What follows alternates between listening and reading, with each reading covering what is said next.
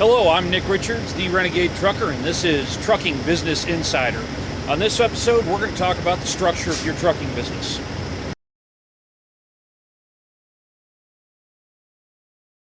Everybody, I know it's been a while since I've made a video here. I'm about a week behind right now, and I'm sorry for that, guys.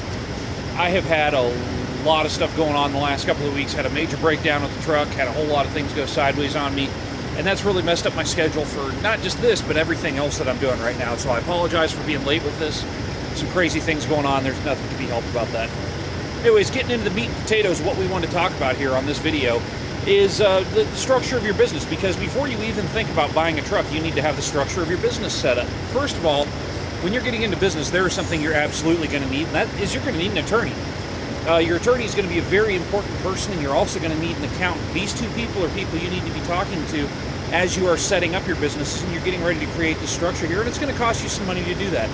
You're looking at a couple $1,000s to have a corporation set up. But you don't want to start business without a corporation, and here's why. When you have a corporation, it puts you in a whole different world as far as taxes are concerned. When you start looking at buying a house and things like that, when you go to the bank and say, hey, I want to get a loan, well, now you're just an employee of a corporation, so you can pay yourself, you can pay taxes on what you make, you pay yourself as a driver. It's no different than the driving position you're in now. But when you go out and you step out into that corporation, what it does is it also gives you some legal protection, and it gives you some taxation protection, and in time it's going to give you some financial protection. Now here's the thing, is when you get your first truck, I don't care who you are, you're going to personally guarantee that thing whether or not you have a corporation. That's just the way it works. The bank's going to make you personally guarantee that truck. You don't really get the protection there from the corporation, but what you do get protection from is any debts incurred by the corporation. If the corporation goes bankrupt, you do have that protection there. I'm not saying you want to go bankrupt, but that is there. You won't lose your house. If the corporation gets sued, they can't come after you personally. That means they can't take your house, they can't take your personal vehicle. It's going to protect everything that way. Now, what I recommend doing, and this is how I have my structure, is I have a corporation that owns my truck, and then I have the corporation that is my trucking company. Two corporations. Both are closed S corps. And the reason for having a closed S corp is just because what my accountant told me that I needed. It's what my lawyer advised me to do, and that's why it's what I did.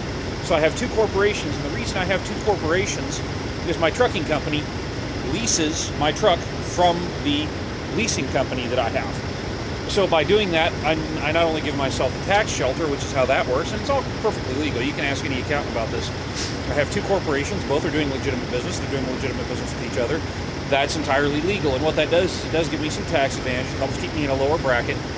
And so that's something you need to think about. You don't want to wind up paying you want to pay as little as possible to the government, because let's face it, they're going to mismanage the money anyways. They're going to waste it, because that's what government does. They don't do anything efficiently. So I think that money that I earn looks a lot better in my pocket. I'm not saying break the law. Don't do anything illegal. But if there's a way that I can pay less in taxes, I'm going to do it. You'd be dumb not to do that. So you want to get your corporation set up. You want to see an attorney and an accountant to do this. You don't want to do anything illegal. You want to make sure that everything is by the book. And that's why you want to get these people on board. Also, you need to have a strategy for your bookkeeping. And that's going to be a whole other episode I'm going to get into. But that's something you really need an accountant for. I want you guys to understand that this is a really important deal. You need to take care of this. You need to have a strategy for your accounting, and you need to have a strategy on how you're going to keep numbers on your business. That's a very, very important thing. So that's something you have to think about. I would not do a trucking company again as a sole proprietorship. And the reason is, if you get audited by the IRS, the thing is, when you have an accountant and you have a corporation, you send the accountant to take care of everything with the corporation. I mean, that's how it works. You just send the accountant. You don't even have to go yourself. You don't have to show up for that. And you let your accountant deal with all the stressful stuff going on. Ooh, this is not looking good. I'll show you guys this here right quick. Old boy's having a little bit of a hard time getting in there. That is not a nose-in parking space. Sorry, dude. And I'm really hoping that he doesn't hit this machine. Shit. Yeah, he's got it.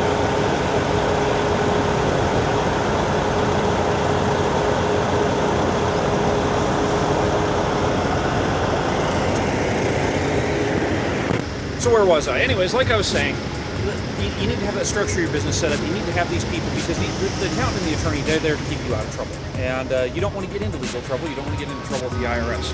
And you just don't need that kind of stress in your life. I know I've done it. I've been there. I've done it. I've got the t-shirt. You guys don't want to be in that situation. So very important. Get the structure of your business set up. Pay yourself as an employee. Because here's the thing, is anything you make as a wage there is taxable at the normal tax rate, so whatever bracket you fall into, whether it's 25, 30%, whatever tax bracket you fall into there, that's what you're going to be paying taxes on, okay? Now, the corporation, that works a little bit different because it works like this, and this is something you need to clarify with your accountant. But in a corporation, you can then take dividends on the profit that you have quarterly. So if you pay your taxes quarterly, you can take a dividend quarterly. That's how it works. So when you take a dividend from the company, depending on how your corporation is set up, and depends on states, everything else, so don't take my word for this, talk to an accountant. But depending on how the corporation is set up, you can actually take a dividend, and that dividend only gets taxed at 15%. And so that's the great thing about the taxes on that. Now the corporation itself, on profits it makes, it has to pay taxes at the same kind of tax bracket you have, and that's a whole other issue all by itself.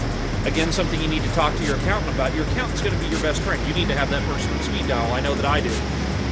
And accountant's a very, very important person to have in your life, and they really help you keep your business working, because if you don't know your numbers and you're not tracking what you're doing, you don't know what your business is doing, well, you're not going to be successful, because you're going to go out and you're going to expend all this effort, and then you're not going to know where the money went. At least when you're tracking your money, you know what you're spending on, you know where you need to cut corners. You can say, hey, I'm spending way too much money on fixing this truck. I need to get into a new one. I mean, that's something I'm facing with my blue truck right now, is I'm working on selling this truck and getting into a new one. Why? I've just spent so much money repairing this thing in the last few months that I could have made the payments on a brand new truck and have more time off, and that's simply what it boils down to. And it's not a bad truck. I mean, I don't actually even foresee anything that I really have to do to it right now other than fix an oil leak that it has going on. But it's just, I've just decided that that's the thing to do, that I want to get into a new truck. Why?